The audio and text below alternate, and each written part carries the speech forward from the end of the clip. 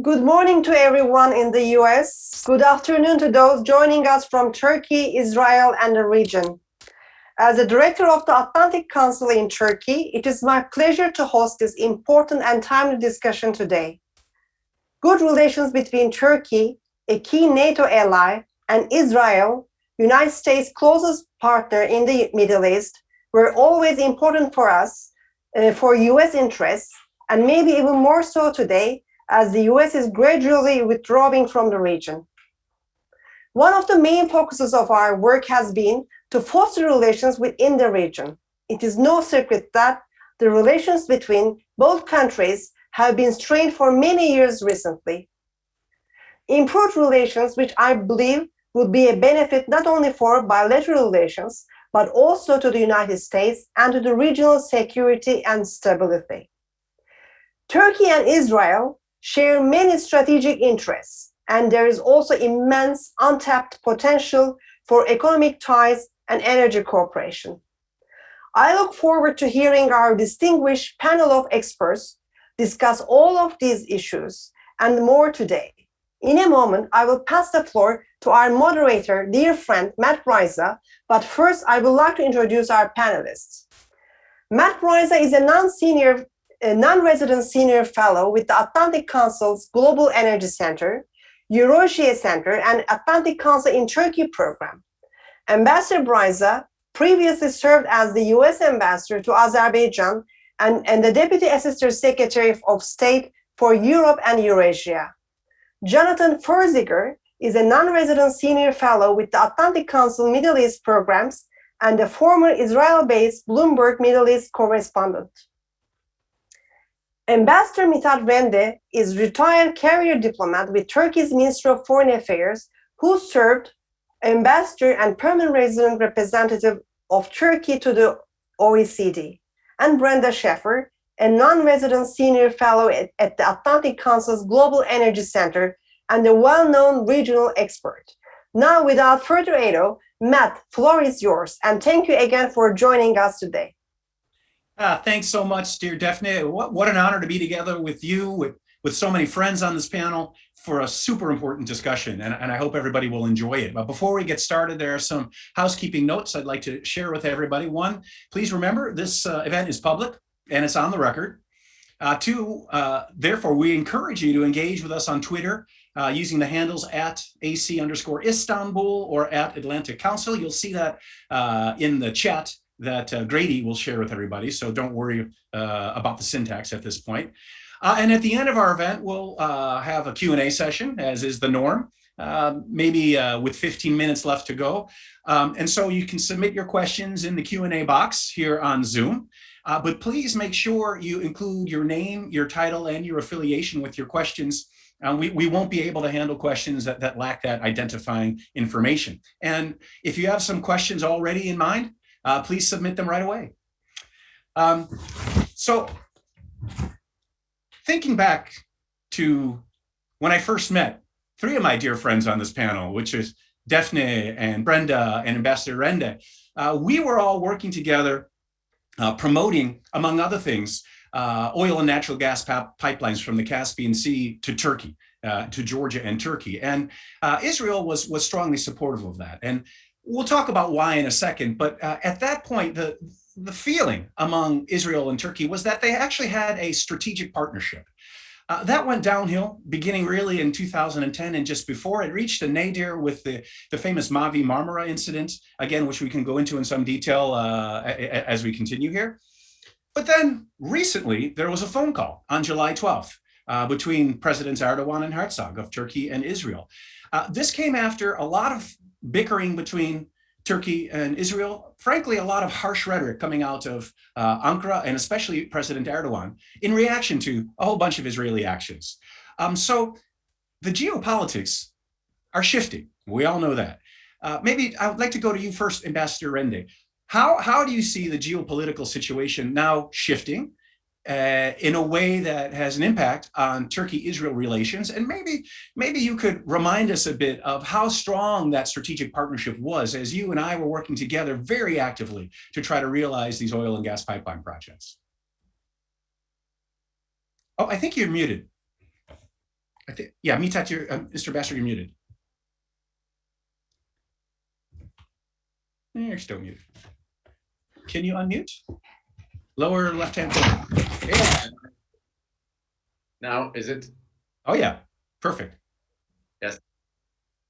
Thank you, Matt. It's a great pleasure to be with you. And thank you for having me on this distinguished panel. You're right that we have a new geopolitical landscape. And just to recall that now we have a new U.S. administration. And there's a new Israeli government. We have a new Iranian president, a rising China with all its challenges, and also a more assertive Russia.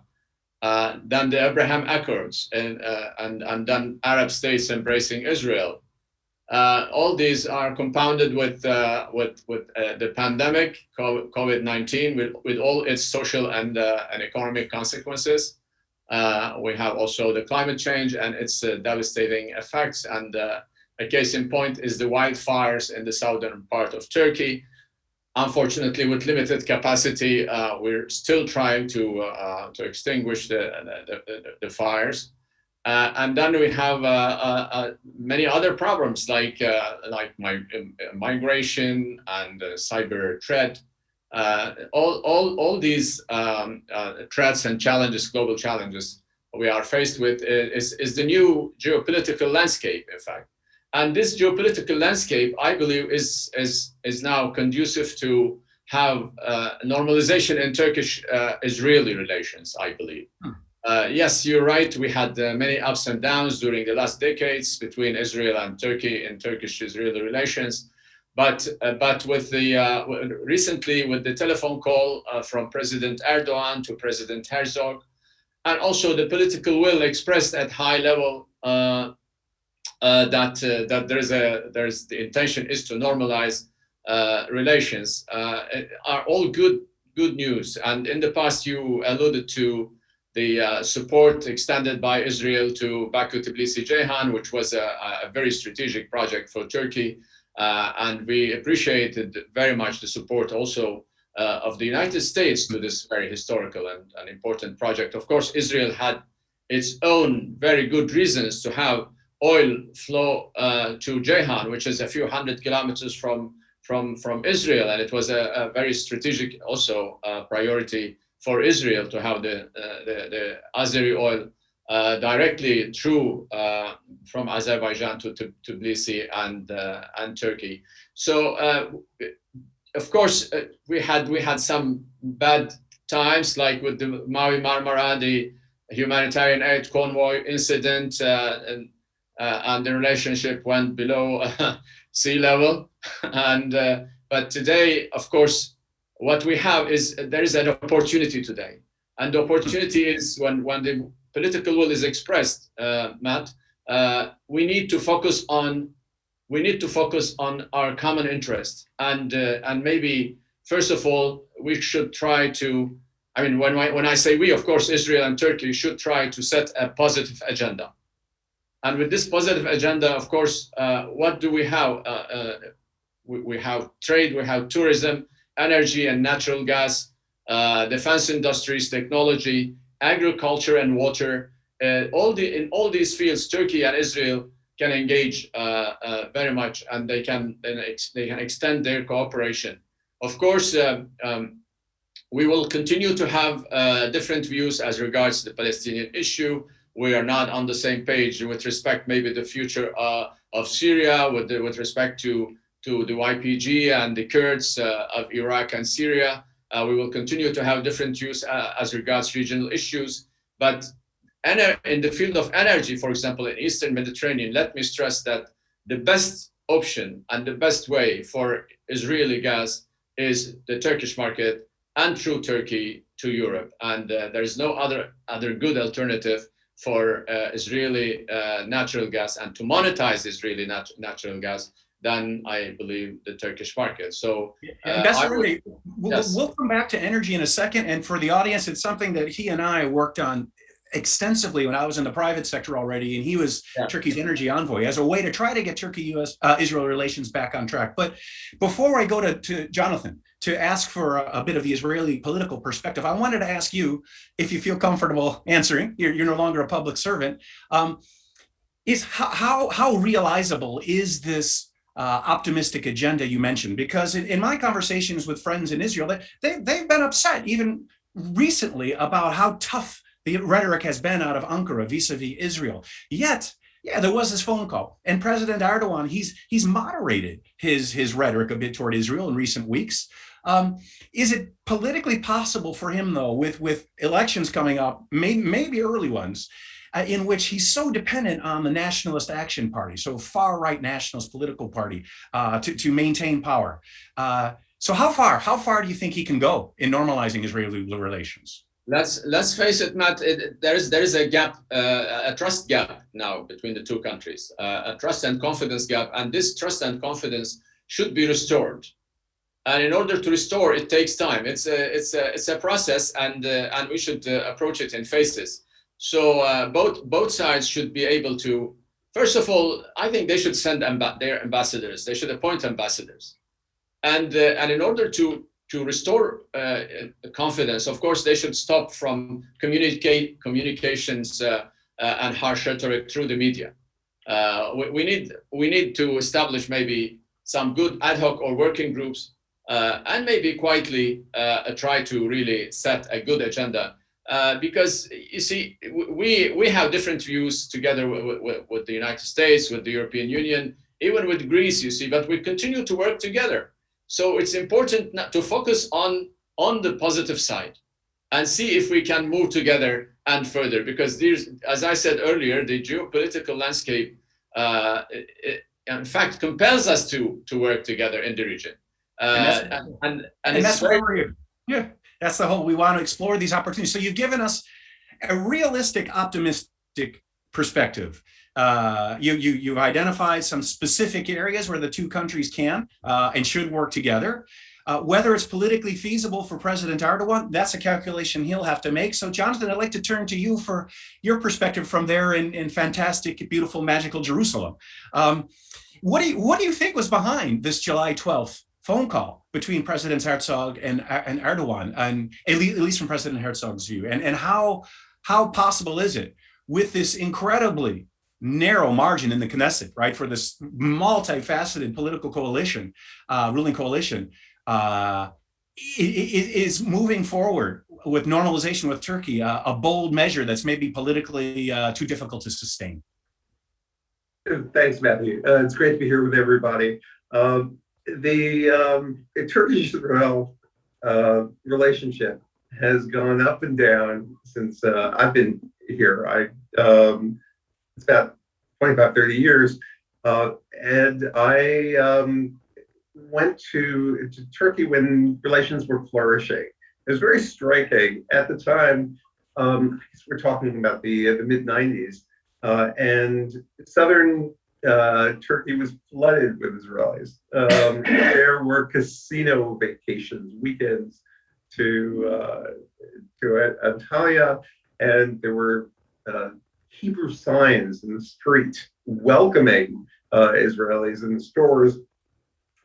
Later on, mid 2007, I had the opportunity to travel with former Prime Minister Ehud Olmert.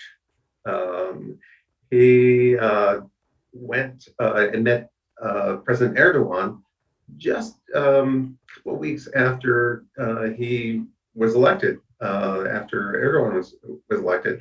And there was this feeling of trepidation, very stiff, in contrast to how ties were before.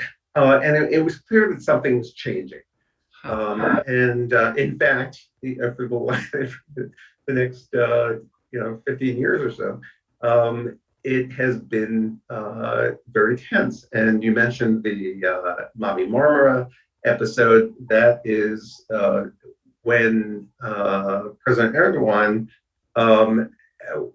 when Turkey tried to break the blockade of Gaza once Hamas took over Gaza in 2007, and it led to a raid on the ship, and 9 Turks, I think, were killed. 10 Israeli commandos were hurt, not killed. But that has frozen the relationship politically for the last 10, 11 years. On the other hand, as Ambassador Redley said, trade has flourished. I think it's doubled in the last 10 years. And so I think that is something to build upon. Turks and Israelis have memories of good times together. And I don't think it's going to take a lot to move that switch. And the call to President Herzog or his call to President Erdogan was important, but let's also remember that it was kind of a mini step because the presidency in Israel is a ceremonial position.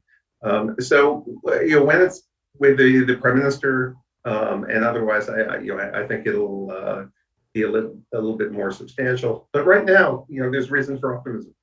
Huh. And who do you think initiated that call? I had read that President Herzog had discussed it a week or so previously. That didn't mean he initiated it. It could have been he knew President Erdogan wanted to do a call. What do you think? Well, I think there was probably some playing footsie behind the scenes, and certainly there are a lot of intermediaries. I think I'm not a Turkish expert, or on Israel, so I'll let somebody else speak to that. But I imagine that if there hadn't been signals from Ankara, that he wouldn't have done it. But again, like Ambassador Redley says, this is a new chessboard, and you have all these new administrations. The one constant has been Erdogan. So I'm curious for y'all to tell me why there's interest all of a sudden in Israel again. Yeah, well, and we will get to that, I think, and it's a perfect segue to Brenda, meaning that a group of diplomats were bringing together. It looks like the presidents of Turkey and Israel, and we remember in the past that was actually the U.S. president who did that in the form of President Obama, convincing President Erdogan to call then Prime Minister Netanyahu and apologize for the Mavi Marmara incident, more or less apologize. But there have been a lot of interesting rumors about Azerbaijan recently, and for those of you who are new to the people here on the screen, I mean, Brenda is a legendary expert on Azerbaijan, deeply connected, really understands the dynamics of the political situation there, as well as the economic situation and the energy sector. So I just noticed that last week, it wasn't really publicized so much, but Azerbaijan's basically minister of everything, the minister of economy, finance, and taxation, Mikhail Jabarov, who really has shouldered an enormous amount of responsibility to push forward some thoroughgoing reforms throughout all of Azerbaijan's state-owned companies, as you well know, Brenda. So what can we draw from this? Does this suggest that maybe there is some meat on the bones of the rumors in recent months that maybe Azerbaijan wants to help bring Turkey and Israel together? I mean, lest we forget, it was a combination of Turkish drone technologies, Israeli drone technologies, and their innovative tactics that played such a decisive role in the recent 44-day war between Azerbaijan and Armenia. So what do you think? Is there something happening? Is there smoke there? Maybe a fire? Thank you, Matt. I think Azerbaijan for a long time has wanted to see reconciliation and cooperation between Turkey and Israel, because it's almost like, a kid with divorced parents and the kid suffering from the bickering between the parents and wanting their coordination. And President Aliyev has been very open that, was willing to host the leaders and, bring the leaders together. I think clearly the 2020 Armenia-Azerbaijan war gave impetus to this process and maybe urgency to Azerbaijan, and also an incredible commercial technological opportunity to Turkey and Israel, because what happened there wasn't just Azerbaijan buying some equipment from one country and buying from another, and somehow it all managing on the battlefield. The true success, and we could really call this like a milestone in 21st century warfare, was actually the integration of Turkish and Israeli technologies. It was how they were used together, not how not again like just arms that were acquired and then used simultaneously or in common battle. So it was actually their integration, and we could probably surmise from that there was even direct ties or communications between Turks and Israelis, with that happening. So if you look at now the very meaningful arms sales, of export from Turkey now to basically a ring of countries around Russia, not just to Azerbaijan, but to Ukraine, Poland, probably Latvia. This technology caught the eye of everyone in the world. It's clear now that the 21st century battle is going to look very different. There's a huge opportunity for Israel and Turkey to work together. And by the way, this is how it was in the past, when generally, I don't know, that when let's say Greek and Armenian lobbies would hold up arms exports to Turkey, and components were really important to Turkey for its arms industry. It could always get it from Israel what it couldn't buy from the United States, and then there was these decade of symbiosis. I would say also, going back to your question about other intermediaries, that no one knows this better than you, Matt, who represented U.S. foreign policy and actually engaged a lot in keeping allies together, is that the role of a superpower is not actually just to deal with its adversaries, but it's actually to manage its allies. And I think the success of American administrations, Obama, Trump, Biden, have not done a good deal. We'll give Biden's administration a little bit more time, but have not done a good enough deal in managing its allies. It can't be a situation that's good for the United States, that you have, basically around the Eastern Mediterranean, it's almost all US allies, Israel, Egypt, Greece, Cyprus, Turkey, and having them bickering, is bad for the United States, and certainly only good for U.S. Adversaries. So hopefully Washington will, go back to that role of managing its allies in the Eastern Mediterranean as well. Yeah, good point. And by the way, going back to the drone technologies, yeah, I mean, what happened was Azerbaijan integrated, as you said, Brenda, these innovative technologies in full combined arms operations in a way that had never really happened before in the history of warfare. And the Royal United Services Institute, great think tank in London, they put out a report about the use of those tactics and combined arms operations well before the autumn war, but it was in northwest Syria and Idlib, where those tactics and technologies fought Russian and Assad's military forces to a halt. And yeah, it seems that maybe within the NATO alliance, some allies are waking up to how valuable these technologies can be, but yeah, we haven't done a good job in Washington in managing the relationship. And so one way we used to try to manage relations among our friends, going back to the Eastern Mediterranean, as I talked about in the beginning, was on oil and gas pipelines from the Caspian Sea onward to Georgia and Turkey. Unfortunately, Armenia wasn't part of that for obvious political reasons. Now it could be, but there's been, since 2010, a lot of gas that's been discovered in Israel and in Cyprus and in Egypt in particular. There's going to be a lot, I think, in Lebanon and someday in Syria as well. So Ambassador Renda and I, as I talked about in the beginning, we were working together informally when I was out of government, working for, about full disclosure, a Turkish energy company called Turkas Petrol. We wanted to work together to help there be a pipeline from Israel's Leviathan field to Turkey, to that very largest and only growing natural gas market in the Middle East that Ambassador Renda talked about in the beginning. So what do you think, Brenda, as somebody who knows as much about Eastern Mediterranean and other energy as anybody on Earth, is it foreseeable at this point from a commercial perspective, but really a political perspective, taking into account Cyprus's claims of an exclusive economic zone, to resurrect such a pipeline from Israel to Turkey? Let me, is that a question to Brenda? Yes. It's to Brenda, but the idea is for you to follow up. Yeah. Okay. Great. First thing, there's a window of opportunity in 2025, 2026. Most of Turkey's gas contracts with Russia and Iran expire. So there's a real big opportunity here, to reduce some of those imports from Iran and Russia and replace it with Eastern Mediterranean. I think, one of the things, and this is maybe important, to communicate to the Israeli public and to Israeli decision makers, there was sort of this idea in the public that Turkey is blocking our pipeline to Greece and Cyprus through its actions, as if a pipeline, this proposed East Med pipeline through Greece and Cyprus, was in any way realistic. And to be honest, there was some, Israel's promoted this, Greece, Cyprus, but if you notice, there's not one company that signs any of these agreements and attends any of the meetings.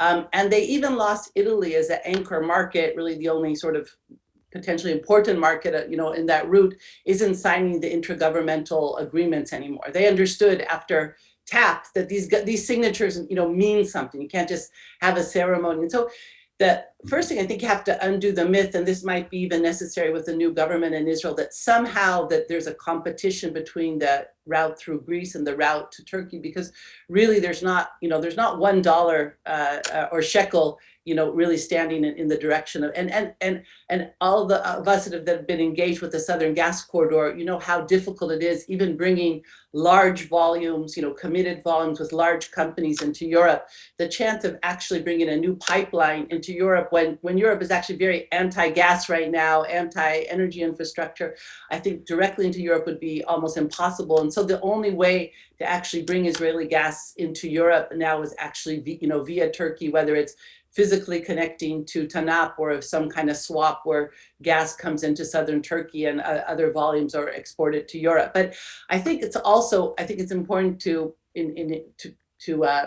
make it clear to Israel that how actually there isn't a zero-sum relationship between Israel's good relationship with Greece and its potentially good relations with Turkey. Somehow there's kind of this perception that it's either good relations with one or the other. And the irony here is that Turkey and Greece have more functional relations than Israel and Turkey. So we really don't have to be more Greek than the Greeks. And I think there is a possibility. I think as Matt and Mitet engaged in this themselves, I think just talking about renewing the gas talks between Turkey and Israel will be useful, regardless of whether it actually results in an export project. Ambassador Rende, what do you think? Yeah, do we need to be careful not to be, how to put it, more orthodox than the patriarch? I'm still optimistic, Matt. Thank you very much for encouraging the private sector when we work together and try to really bring together the Turkish private sector and the Israeli gas companies. And we were almost there, and they really traveled back and forth and discussed in details. But something went wrong. Both sides were maybe maximalists. They couldn't reach an agreement, but I'm still a true believer in this project. And you mentioned the role of the United States to mediate or to manage a relationship between and among allies. It is absolutely necessary, and especially given the present circumstances. If the United States is willing and is really serious in countering China and containing China and also and Russia and the region, of course they should work harder to bring together their allies and to encourage them for reconciliation and normalization of relations. Brenda said it well. I mean, you don't have to be more Greek or more royalist than the king or more Greek than the Greeks. Of course, in the Eastern Mediterranean, we should encourage projects through the private sector. The private sector, for political reasons, probably at this point in time, it might not be possible, for example, for Turkey to engage in any project which would implicitly mean that they would recognize the Greek Cypriot administration as a sovereign entity. But then through private sector, private companies could go through, could be more creative and bring together some certain arrangements to make these projects happen. I hope, but of course, the isolation of Turkey is not a good solution. I think they should stop, and the Israelis should encourage also other partners to stop isolating Turkey in the Eastern Mediterranean region, like the East Med Gas Forum. Turkey should be invited to join and contribute to this gas forum. It should not be considered or presented. The gas forum should not be presented as a kind of initiative or a platform or a project, an anti-Turkish project. It won't work. So am I frozen? I'm okay, yeah? Matt, can I interject a short point here? Matt? I'm sorry, my connection kind of dropped there for a second. Can you hear me now? Yes. Yeah. Oh. Interject a short. Great. Okay, I'm back. Thank you. Yeah. So certainly, if we're putting our big geopolitical, geoeconomic hats on, yeah, there's a big resource base in the Mediterranean as well as the Caspian region, the greater Caspian region. There is need from Washington's perspective to compete with China in the Belt and Road Initiative, and frankly with Russia as well, with its own east-west and north-south transportation ambitions. There are projects out there to develop organized industrial zones stretching from Kazakhstan across the Caspian to Azerbaijan, hopefully including Armenia as the political situation there settles and dies down after the autumnal war, and then onward to Turkey and to Greece. So big opportunities out there to mesh diplomacy and private sector. Mithat, as you said, from Turkey's perspective, it shouldn't be isolated, or isolating it won't help. So over to Jonathan. You and I had a brief conversation about Turkey's approach and President Erdogan's ambitions to play, of all things, a greater role in managing the Al-Aqsa mosque complex in Jerusalem. And so we talked about Orthodox Christianity, Catholicism. How about Islam? And inside of Islam, when you've got Jordan, right, believing it's the custodian of these amazingly important religious sites. Saudis have their own ambitions. President Erdogan has some ambitions as well. How will this play out? Can Turkey use that sort of, how to put it, sensitivity or sensibility about these sites to its advantage in helping itself become de-isolated, or is this pouring some sort of fuel on the fire? Well, I think that President Erdogan certainly has tried to present himself as a defender of Islam, protector of the Palestinians in Jerusalem. And let's go to the Palestinians, just for starters. This has been the root of his animus against Israel for since things went downhill. And where is he popular? He's popular in the Gaza Strip. And there are rallies, certainly after the Mavi Marmara, his poster all over the place. So in Gaza, yes, in the West Bank, he's banned. He absolutely, the Palestinian Authority makes sure that to suppress any kind of demonstrations in favor of him. That's not the case in the old city of Jerusalem, in East Jerusalem, which is under mixed control, certainly Israeli security control. And that's what happened a couple of years ago when there was rumblings and a fracas on the Temple Mount, the Haram Sharif. And there were riots, and Erdogan stepped up and said, "I'm going to stop this." And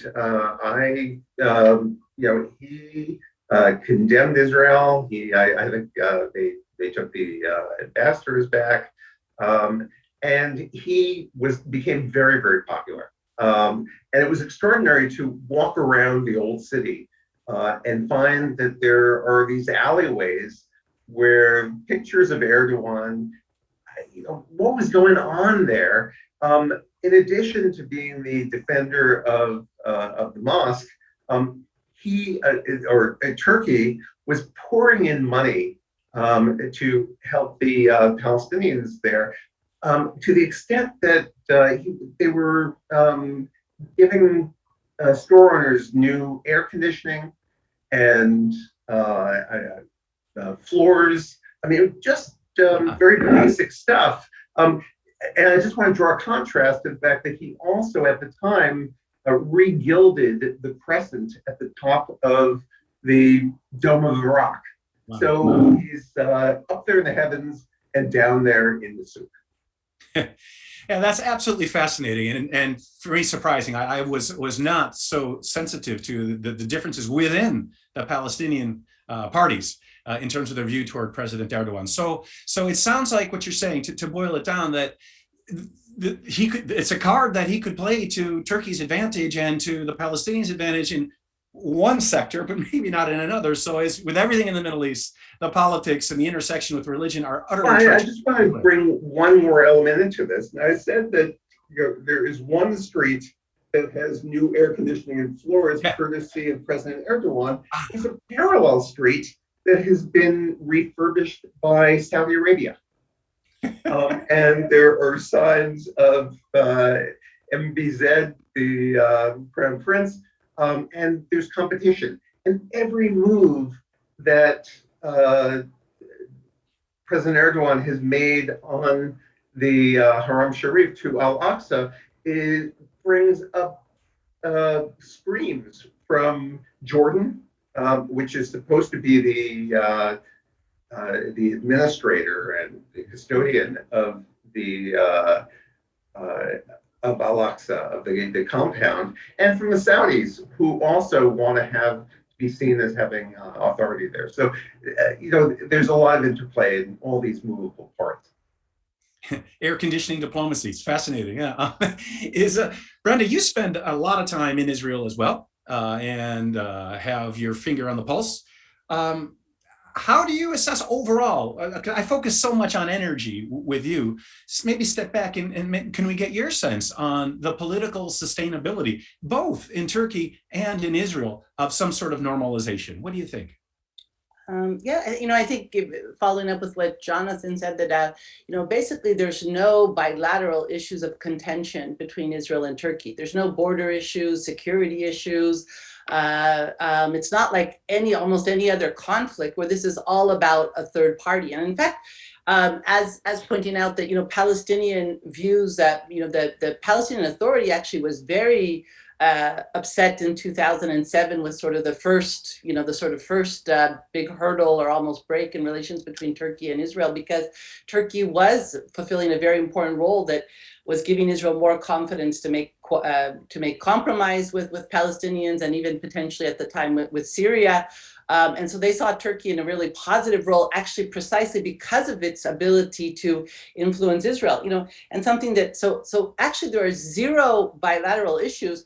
I think, hopefully, Turkey will approach Israel in the same way maybe that it approaches China. Not that I'm comparing the two sides in terms of power, but, it's very difficult for most of the Turkish public and for the AK party and for, almost every element in Turkey, how the Uyghurs are suppressed in China. Yet Turkey has very, cooperative relations with China and an extensive trade with China, and so hopefully that same sort of actually I would prefer it actually in a different situation, that actually Turkey was more vocal about the suppression, but it shows that Turkey can compartmentalize its relations, and on so many other issues, actually. Going back to the geopolitics, there's common interest between Turkey and Israel, whether it's in Syria, whether it's with Iran. Let's recall a very maybe small but very symbolic moment when Erdogan read a poem about divided Azerbaijan in Baku, basically appealing to the third of the population of Iran, which is ethnic Azerbaijani Turks.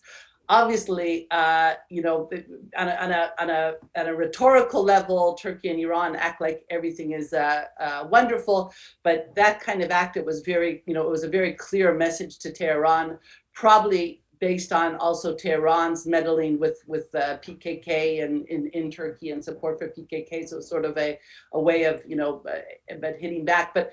Clearly on Turkey and on Iran, Turkey and Israel share a lot of relations. So I'm hoping for that same compartmentalization that Turkey has with its relations with China, where it has some major disagreements, but still has very functional relations.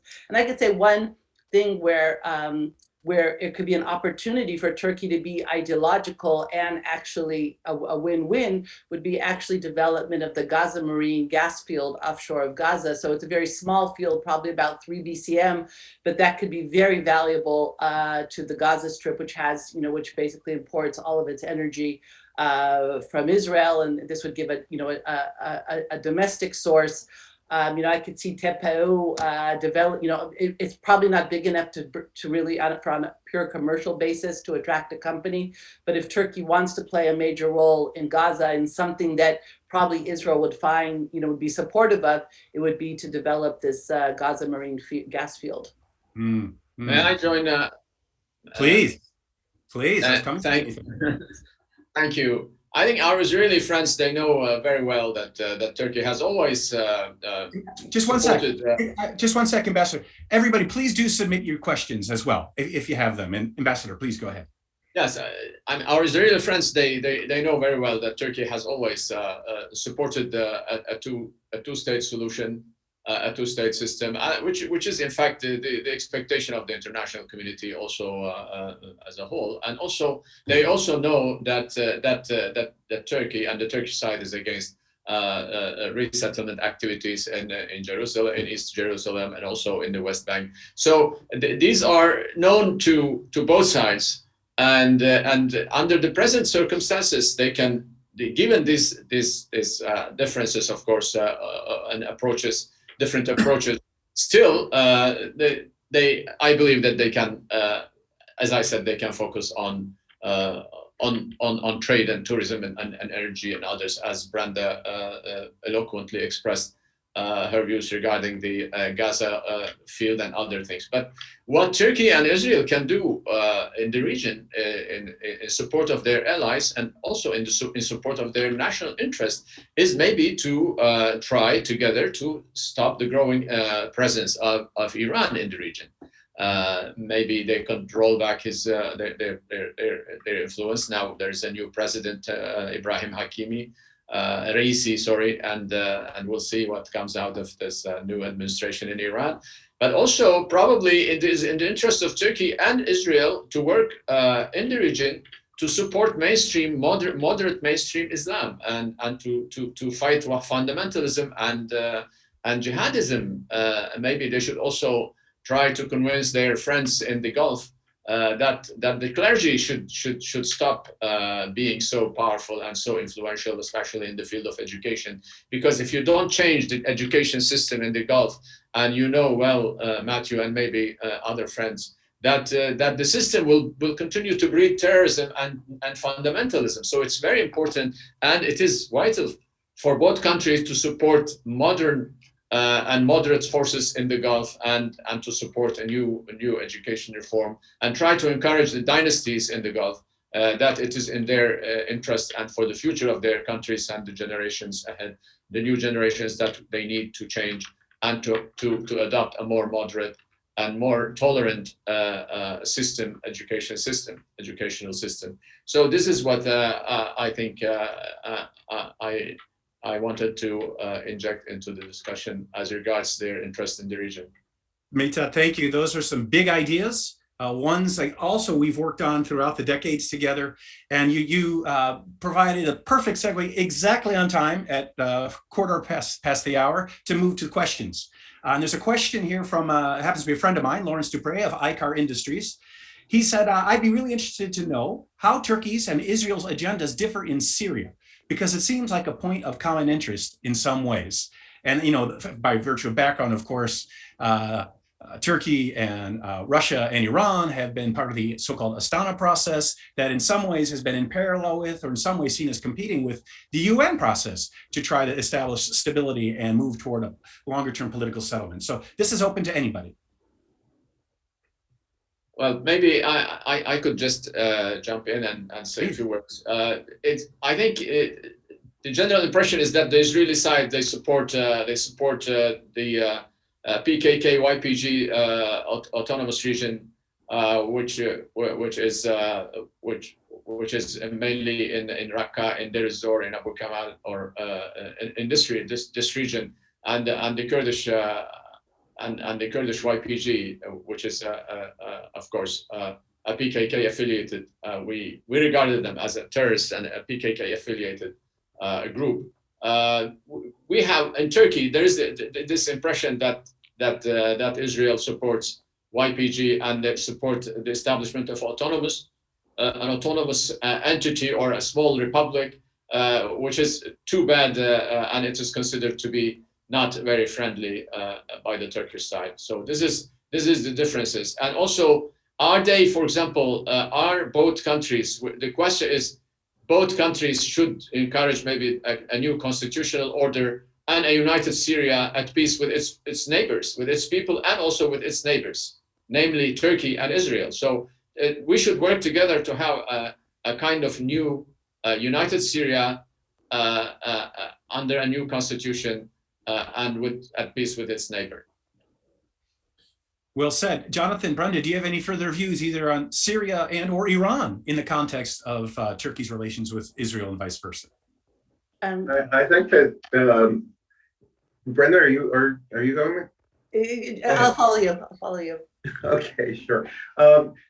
Certainly, Israel and Syria share a border, and this has been a hostile presence for years and years. It's been somewhat neutralized because of the civil war, but you still have a kind of shadow war that Iran is playing against Israel, and they're back and forth. Israel every week or so bombs Iranian emplacements and bases in Syria. So today in Lebanon it's happening. Yeah, absolutely. So what I think, if there is going to be some sort of normalization, some warming of ties with Turkey, it can only be good for the confrontation on the border, the Syrian-Israeli border. I think, definitely Turkey and Israel share a common interest in reducing or even removing Iran's presence in Syria and in a country that both border. But I think there's kind of a mirror, I don't know if a mirror misunderstanding, but let's say Israeli governments have no problem that Turkey would have good relations and cooperations with the Palestinian people and certainly with the Palestinian Authority. The only question is Hamas. I think this is where we have a mirror with the Kurds and the difference and to separate YPG, PKK is like Hamas to the Palestinians, meaning that Israelis traditionally have very good ties with Kurdish groups in Iraq, in Iran, and Turkey itself has very good ties with Kurdish groups in Iraq, right? And I think that there's also a necessity to separate Turkish sensitivities sensitivities that are justified to separate between having good ties with the Kurds and having a relationship with the YPG/PKK. So I think on both sides there's this lack of understanding that Hamas and Palestinians isn't the same, and the Kurds and PKK isn't the same, and that obviously these are different security situations and different sensitivities. Mm-hmm. Yeah, it's a very important point. Hamas is welcome here in Turkey, and for Israel that's a real difficult red line. So excellent insights. I'd like to turn to a dear friend of ours from the Atlantic Council, John Roberts. It's bringing us back to energy. And this is a question to Ambassador Rende. Ambassador, which do you think is more likely? Delivery of gas from Turkmenistan to Turkey or from Israel to Turkey? Well, what an interesting question. You might recall that we worked very hard in order to realize the Trans-Caspian gas pipeline, Matt. I do. Oh, yeah. we worked very hard and tried our best, but it was not enough. And there was a good reason, because the Russian establishment prevented us from realizing this project, and they wanted to trade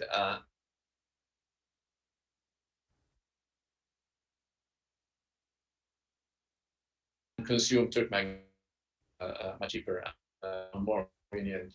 So it seems today that it is quite difficult to realize the Trans-Caspian project under the present political system. I think, and also because of the distance, it's quite. These are more than I today in the Turkmen gas. But just imagine East Med, and it is from Leviathan. It's not that difficult, and we discussed it at length with the private sector. It's not that difficult to build a pipeline from Leviathan to Ceyhan or to Iskenderun.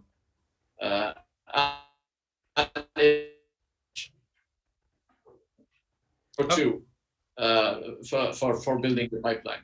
The problem is the political situation and the strained relations.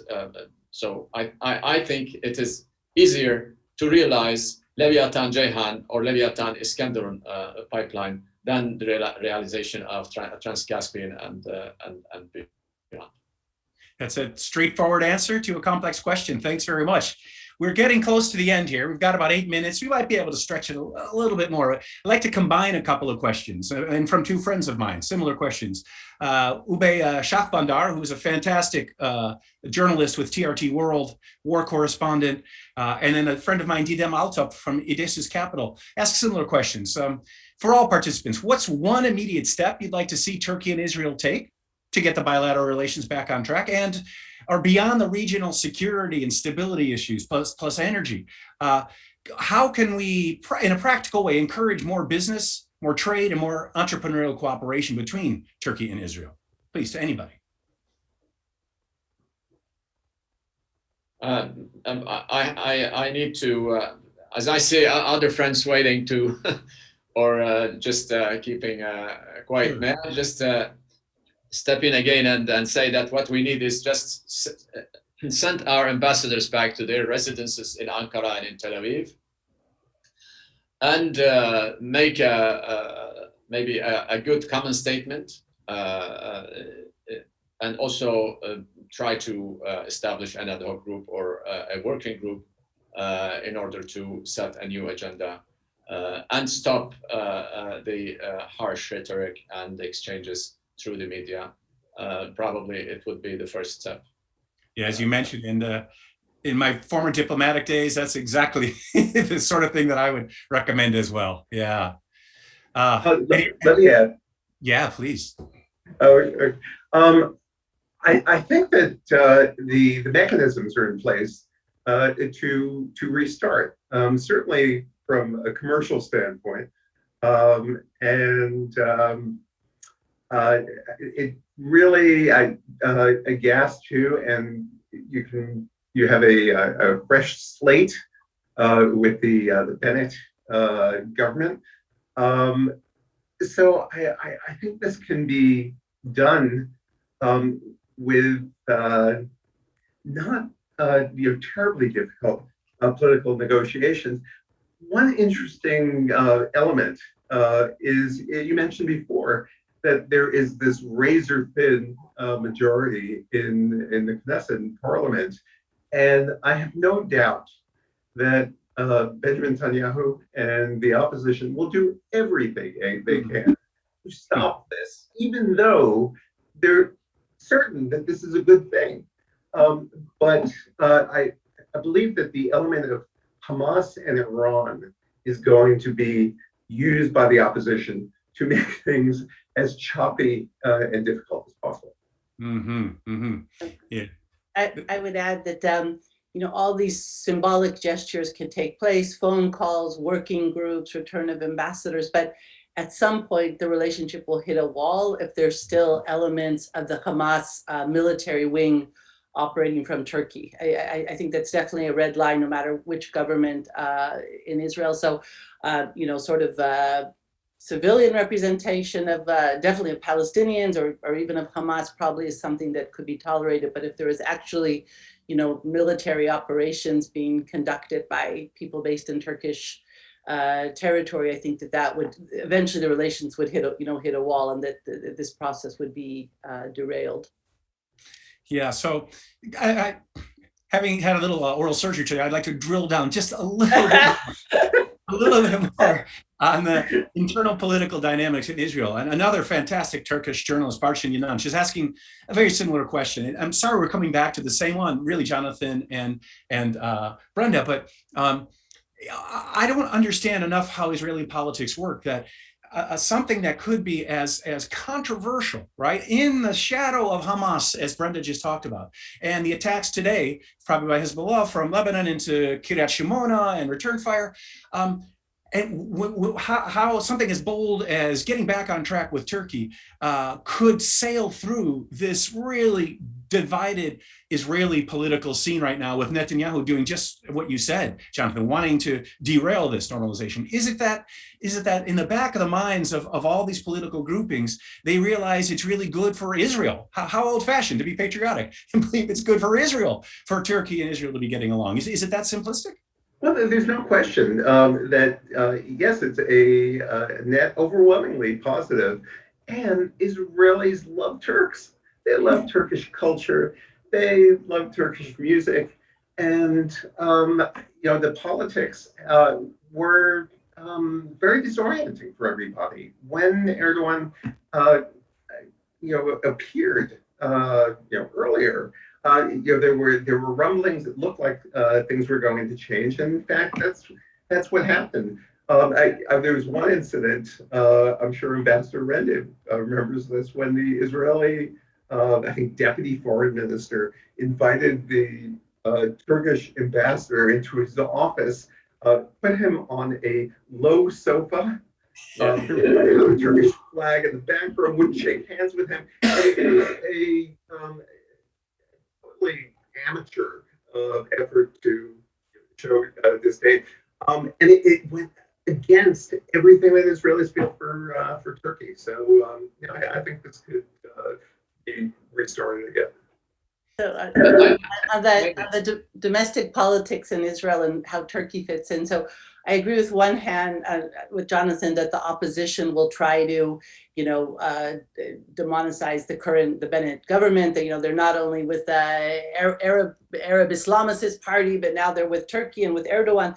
But on the other hand, Netanyahu did the Abraham Accords. This is a chance now for Lapid Bennett to reconcile with Turkey. This is something that Netanyahu didn't succeed to do, and I think certainly for the foreign minister looking for his his niche, and I agree with Jonathan on the Israeli public level. There's great memories of interaction with Turkey, and people are very thirsty for that to return.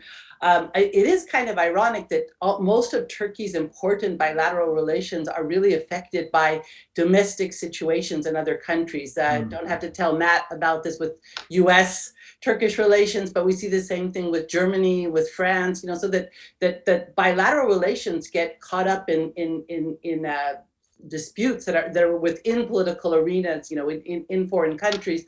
And even the image of Erdogan was brought into, to the election campaigns. Unfortunately, in Israel, the 2 years of campaigns, that sort of this the current government was sort of equating Netanyahu to Erdogan in terms of rhetoric, and so it was even brought into a domestic campaign, and so it's quite I think this is a challenge for Turkey, that so many of its bilateral relations have to do with domestic struggles in other countries.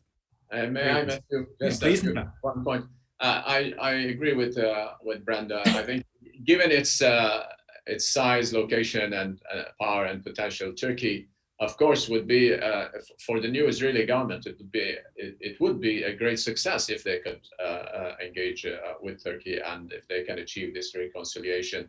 And I think it is important for Joe Biden and his administration also to encourage such a process. It's definitely important. We are aware that there is this anti-Turkish sentiment within the American Congress, and maybe President Erdogan might think that that reconciliation with Israel would help also his activities or his projects in Washington.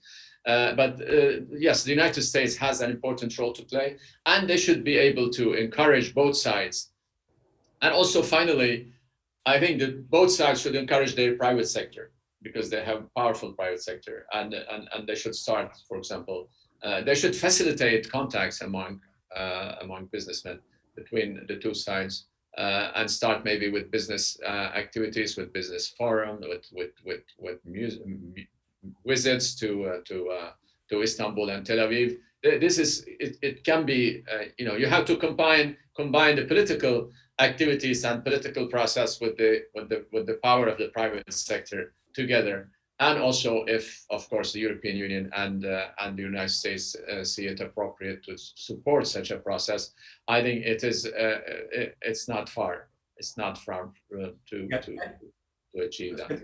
I think that's really the key formula. The politics have to line up, and then you can use the private sector to drive forward with opportunities that arise.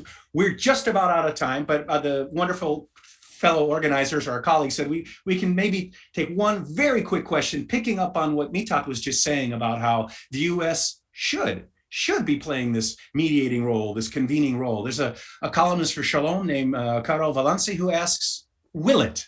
So last words, I guess, to all you guys, looking at the crystal ball, do you think this is on the Biden administration's agenda, and will it be? Brenda, you live in Washington. You've given me every locality. Well, in the short run, with the U.S. need to evacuate probably thousands of Afghanis that have been, supportive of the U.S. efforts in Afghanistan, they're going to need Turkey's cooperation. Obviously, this whole stream of Afghan refugees going through Iran into Turkey and in their quest to save their lives. And so I think definitely in the short term on Afghanistan, the U.S. is going to need to improve relations with Turkey. And if it looks, it's very interconnected with the situation in the Gulf may obligate the U.S. to have a little change of its policy towards Iran, and also here it might want a closer relationship with Turkey. And certainly I think some of the current administration members are people that for many decades, or not that old, but for a decade and a half at least, have been very much committed to a strong relationship between Turkey and the U.S. So there is an opportunity. Obviously, we could have another panel about that, but obviously there would have to be some the S-400 issue would have to find some kind of solution for those relationships to really return. On that spectacular note, we got to end it. We are out of time. But you gave us great perspective. I mean, all of you did. Thank you for having a real conversation. I mean, with the deep thoughts, but practical thoughts as well. Optimism tempered by realism. I loved it. I learned a huge amount. So thank you, three panelists, for being together and for being friends for so long in a couple of cases. But speaking of friends, Daphne, thank you, and our Atlantic Council and Turkey team, Pinar and Grady and Zeynep. And thank you back in Washington to Roger and to Laura for keeping us all coordinated and making sure the technology works.